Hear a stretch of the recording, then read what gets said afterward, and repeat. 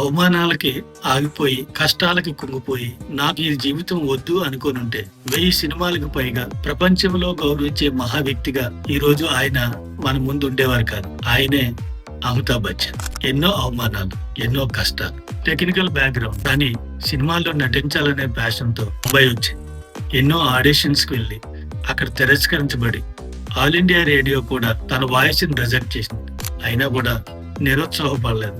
సాధించాలనే పట్టుదలతో సినిమాలకు ప్రయత్నించాడు. అవకాశాలు వచ్చాయి, కానీ 12 సినిమాలు వరుసగా ఫ్లాప్స్. కానీ ఒక సినిమా జంజీర్, ఈ సినిమా అమితాబ్ బచ్చన్ జీవితాన్నే కాదు, భారతీయ చలనచిత్ర చరిత్రను కూడా మార్చేసింది. ఏదైనా సాధించాలనే కృషి చేస్తూ ఆ నటనతో పాటు ఆల్టర్నేటివ్స్ ఎదుగుతున్న టైంలో కౌన్ బనేగా కరోర్పతి అవకాశం వచ్చింది.